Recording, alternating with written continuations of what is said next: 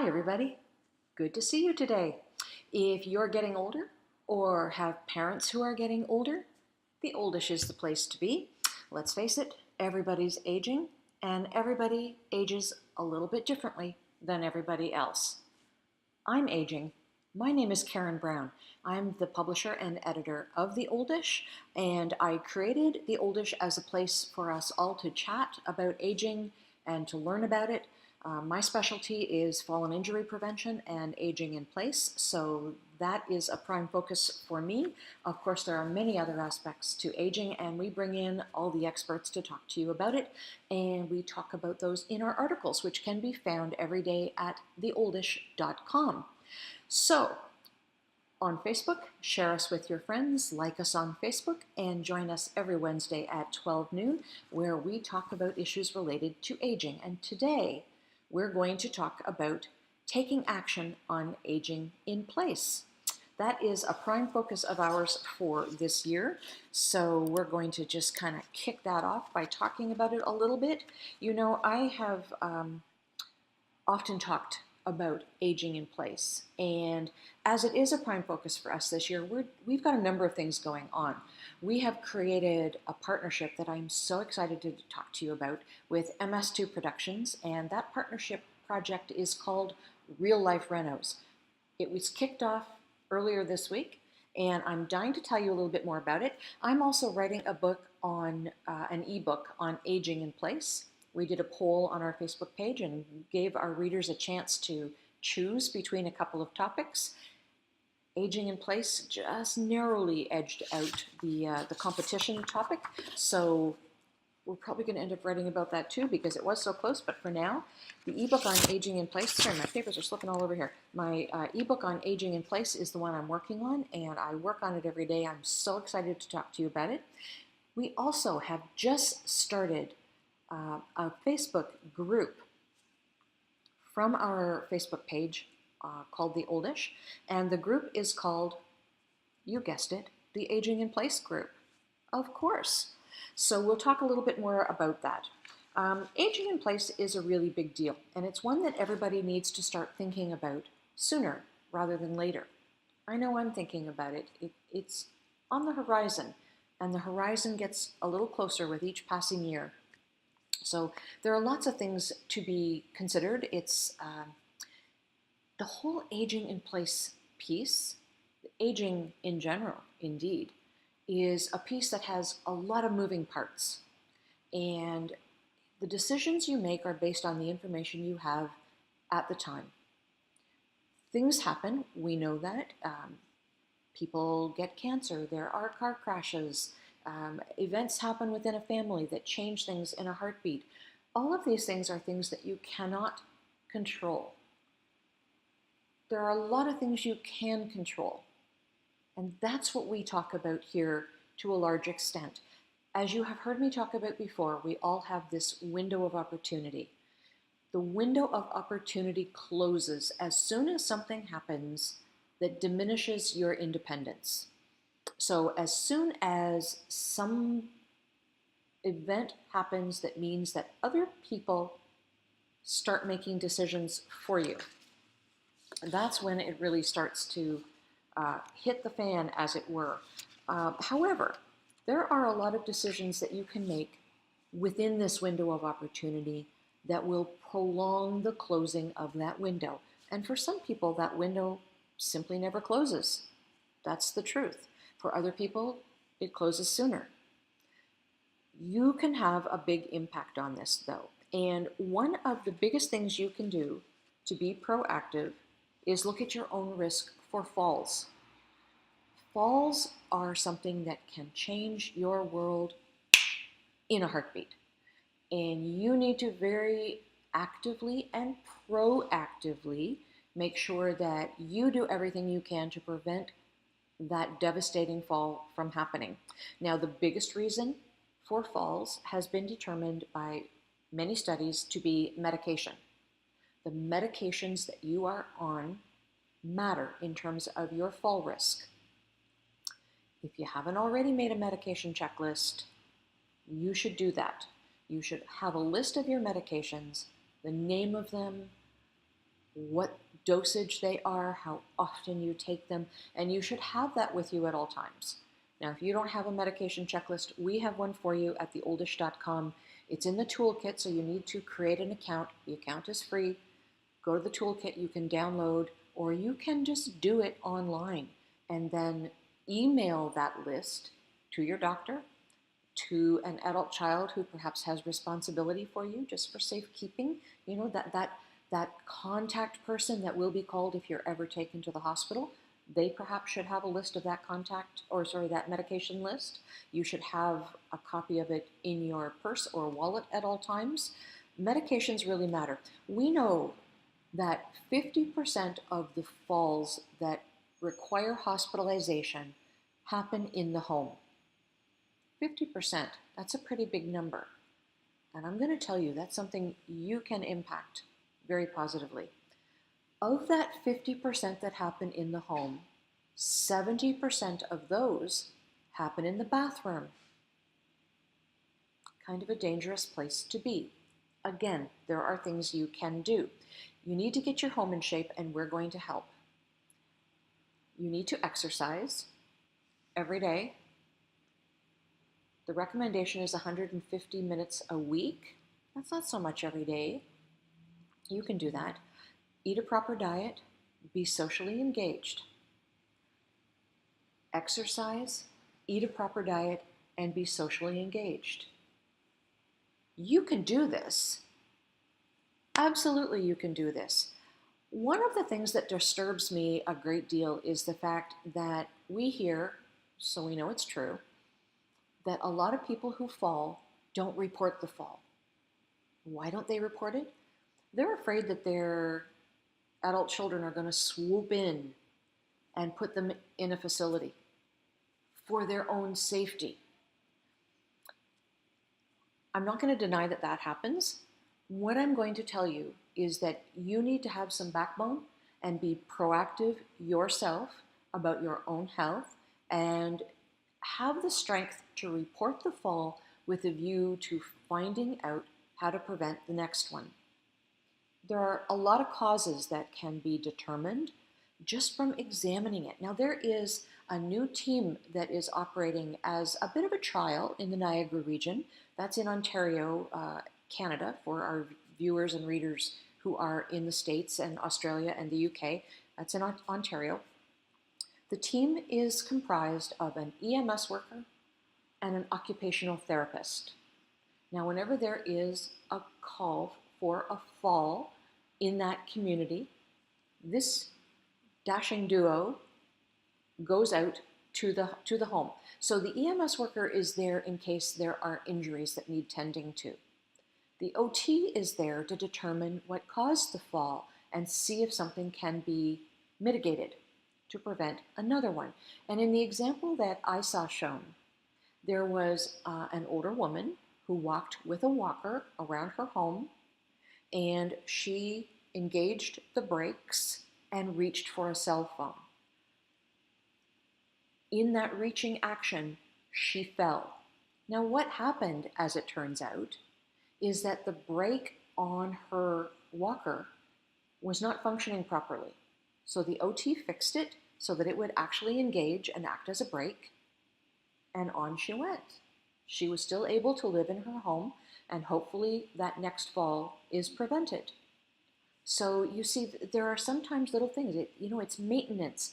It's clearing clutter. It's so many things. But you have control. You have control of so many things in your own home environment. Find the cause, fix it, and move on is what you need to do. Now, of course, what we would like to see happen is that you prevent that first fall from taking place. So you need to, take charge of your own space. Take charge of your space. Fix it. Make sure that it's safe for you. So proper lighting, railings that are properly fixed and sturdy, grab bars that are in the proper places and properly installed. You have no idea how many people go to the hardware store and buy a grab bar and install it right in drywall. That's not right. It won't bear your weight. It has to be screwed into a stud So you might need some help in doing this, but it is help that is most worthwhile having. You need to clean up the clutter. You need to get rid of throw rugs. Oh my gosh, how I hate throw rugs. They're dangerous. Get rid of them. And I know that there are people who say, get two-sided tape and tape them down. I'm not a fan of that. I'm a fan of getting rid of them altogether because there's still an edge. The tape could fail over time. So many things could happen. Get rid of them. Train your animals properly to watch out for you. Solve incontinence issues. There is an incontinence nurse specialist who works in the Fraser Health Authority. Her name is Marsha Carr, and she says that she totally believes that solving continence issues will resolve the vast majority of falls. She's a very bright lady. She has worked in this field for a very long time, and I completely believe her. So solving your continence issues, this is, again, another thing that people are hesitant to report. They don't like going to their doctor and talking about the fact that they might be incontinent or that they are incontinent. Take charge of your own life, because if you don't take charge of it, somebody else will. Think about that for a moment. That's really frightening. It's frightening to me. Take charge of your own life, because if you don't, somebody else will. Period. Full stop. End of sentence.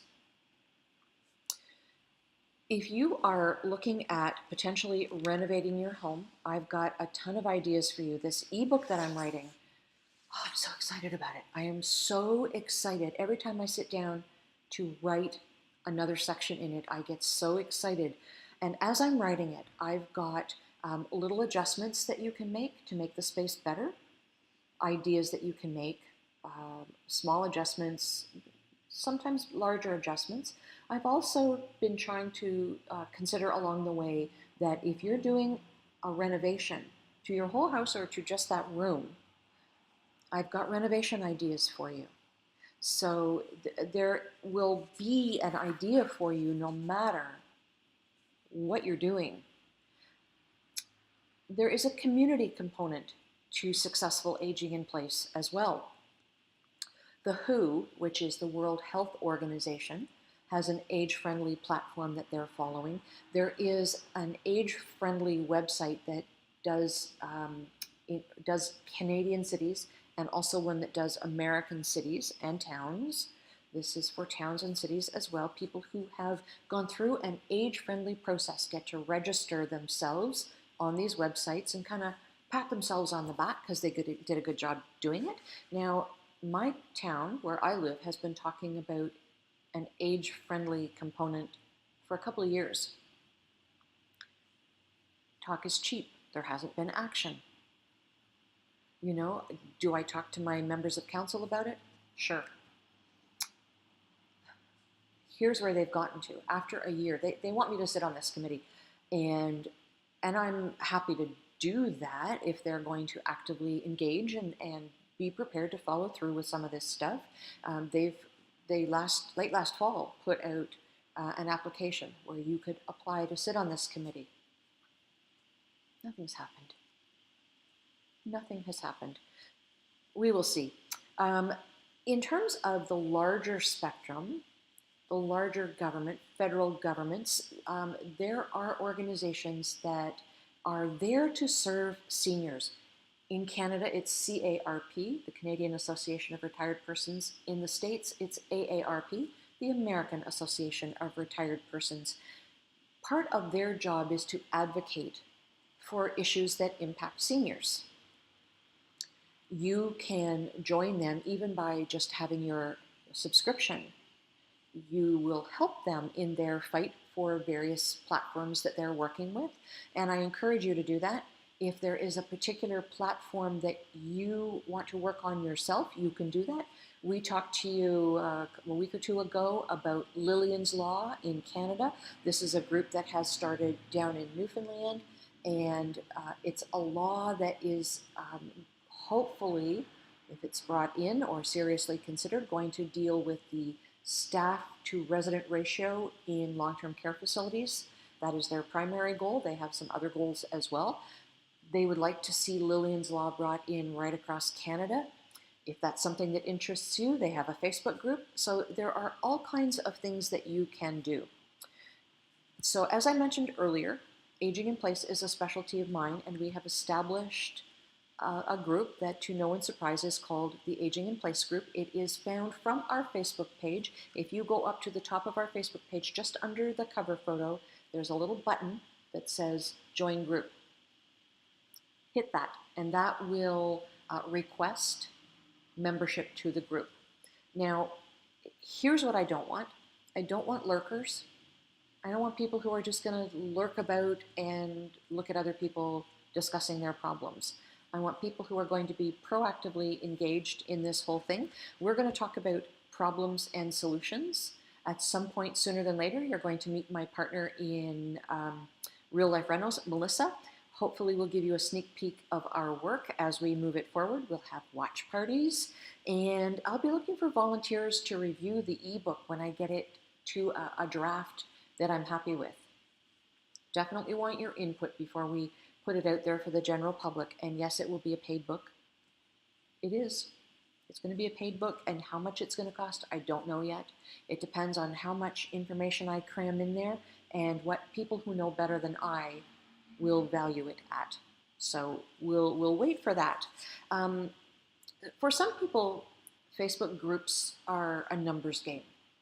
It's not a numbers game to me, and I really don't care how many people we have. What I care about is that the people we do have are actively participating. They are participating in discussions. They are participating in polls. Not everything is going to be an issue that resonates with every single person, but participating some of the time is better than lurking about. That's kind of creepy, and it makes people feel uncomfortable. So it is a closed group. Here's what that means. It means that other people on Facebook can see who the members of the group are. They can see who the administrators of the group are. They cannot see the discussions that happen inside the group. Internet safety rules apply here. That means you don't publish anything on any internet site that you wouldn't want the whole world to know. I have no idea when people are taking screenshots. I don't know who the people are who are choosing to participate. I will let anybody in within reason who asks to be there. I mean, if I see somebody who's sort of a known creepazoid, I'm not going to let them in, but you have to police yourself. But overall, what I want are people who are going to be engaged with the material, who actually want to proactively work towards their own success in aging in place. I will share with you what I know. You can share with us what your experiences have been. Maybe you've got some tips and tricks that nobody knows that you can share, and that's a good thing. That's what it's all about. That's what a group is for, is sharing and caring about each other. So I will invite you to join that here. I will not be going down our Facebook group list and checking it off and inviting any of the 12 or 1,300 members who have liked our page. I'm just going to let you decide for yourself whether or not you are prepared to be engaged on that level. Occasionally I'll do a post on our Facebook our Facebook page called The Oldish, and I'll mention to people that it exists. I will say that it exists here at these chats, but I'm going to leave it to you to decide whether or not that's the thing for you. Alrighty, so that is it. That is our Facebook Live for today. I hope you are all well. I hope that you are all being proactive about your own aging in place process. I would invite you to like us on Facebook, share our Oldish page with people who you believe would get something out of it. We're on Instagram, Twitter, where else are we? Pinterest, we're there too. We're everywhere that you are. So whatever your platform of choice is, I invite you to follow us, like us, engage with us, and we will definitely see you next Wednesday at 12 noon here on the next edition of Facebook Live. Until then, Please do remember that it takes a village to age a senior.